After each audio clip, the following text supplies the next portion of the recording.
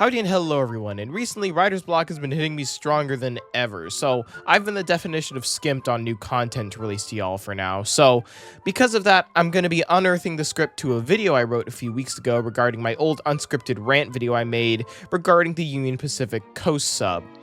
This video is essentially going to be going back over all that, revisiting it, and thanks to the knowledge I was so kindly delivered by the oh so perfect Railfan community, I now know. So let's get started.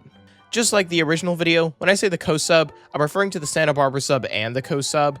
That's because they all go under the same gripes I have about them, so they're basically the same thing for my purposes. In my original video, I stated how the Coast sub was barely used by Union Pacific and would be better off being owned by the state or Amtrak or some other authority like that. So, looking back at that point, Union Pacific does use the Coast sub for a good few things, going from Guadalupe, Paso Robles, Salinas, along with points north and south. Amtrak also used the subdivision for the 2 daily Coast Starlight trains and all the 700 series surfliners. Remember, I'm still including the Santa Barbara sub. Amtrak 700 series trains suffer a lot from speed restrictions and sporadic sidings, leading to travel times being high and frequencies being low. Union Pacific trains, due to the fact that they don't need to be fast and don't need to be extremely frequent in comparison to their more important intermodal trains and manifest that, funnily enough, are stupidly infrequent in comparison to other railroads such as BNSF, Union Pacific really has no reason to do anything with the Coast sub past keep it operational, because when it comes to their profits and the people they serve, making things fast or frequent is really not worth the cost for them.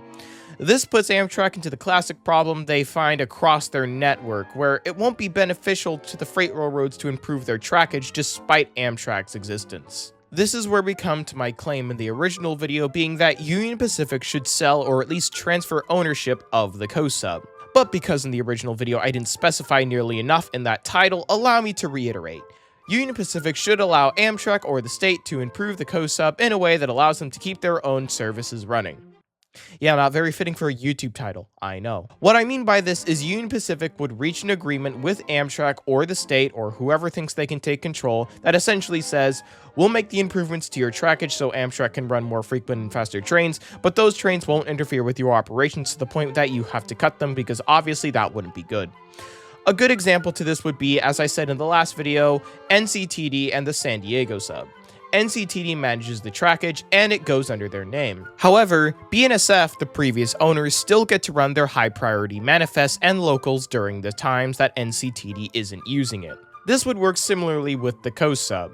A new operator would take up control of the trackage and begin to make improvements, mainly capacity upgrades so Amtrak can run more trains, but also so that UP service isn't horribly interrupted. Because of how large this portion is, the whole I run when you don't doesn't really work, which is why capacity upgrades are the main thing this new organization should focus on to ensure Amtrak and UP stability. Obviously, UP would keep their yards and whatever spurs and sidings they need. This organization would only take up the main line with the prospect of improving the Coast sub for everyone involved. A lot of these improvements would probably be seen on the Santa Barbara portion and the Gilroy portion, as that's where most capacity upgrades would be needed, because more than just the Coast Starlight runs there passenger-wise. Now, of course, the likelihood of this happening is extremely low. The thing with the Coast sub is it's UP's only alternative route to NorCal for Tehachapi Pass, meaning if something were to happen to Tehachapi, UP would have to send all their trains, or the ones they need, to the Coast sub. This puts the Coast sub in the position of too important to give away, but also too unimportant to improve, which is how we got into this mess in the first place. So, with that, there's my revisit to UP selling the Coast sub. I do still kind of stand by my opinions, but obviously altered, and I think if the plan I stated here were to happen, which is a very big if considering the state of everyone who could do it, and Amtrak's equipment issues, the Coast sub would be improved for everyone who uses it.